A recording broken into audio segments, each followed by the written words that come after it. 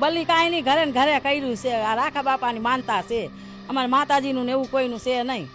અને મારો પગ ભાંગ્યો તો મેં વિડીયોમાં આગળ જોયું કે આ બેનના પગ દુખતા હતા. હવે પગ મટી જાય એના માટે માનતા કરી હતી રાખા બાપાની. નામ પણ કેવું છે જુઓ તો, રાખા બાપા. હવે રાખા બાપા કોણ હોય ભગવાન જાણે. તો મિત્રો, આ બેનના પગ મટી ગયા ને રાખા બાપા છે ને એને સપનામાં આવ્યા કે તમારા પગ મટી ગયા છે, હવે તમે માનતા ઉતારી જાઓ. હવે માનતા ઉતારવા માટે આ બેન ભુજથી એક બકરી લે છે મિત્રો. હવે બકરીની બલી ચડાવવા માટે રાખા બાપાના મંદિરમાં જાય છે. હવે બલી ચડાવે એના પહેલાં ત્યાં પોલીસવાળા આવી જાય છે. પોલીસવાળાને કોઈ કહી દે છે કે આ બેન બકરી લઈ ગઈ છે ને એની બલી ચડાવવાની છે. હવે પોલીસવાળા એના ઘરે જાય છે ને તપાસ કરે છે ને આ બેન પોલીસવાળાને એવું કહે છે કે તમને બકરીનું શાક જોતું હોય તો તમે લઈ જાઓ, પણ અમને મૂકી દો, અમે તો માનતા ઉતારવા માટે આવ્યા છીએ. મિત્રો, વિડીયો જોવા જેવું છે, વિડીયો તમે આગળ જુઓ. રાખા બાપાને માનતા કરી છે, અમે બીજું કાંઈ નથી કર્યું સાહેબ. અને રોટલી કરી રાખા બાપાની માનતા કરી છે. કોઈ દેવની કોઈ અમે એ નથી કે બલી ચડાવી, આ માનતા કરી છે.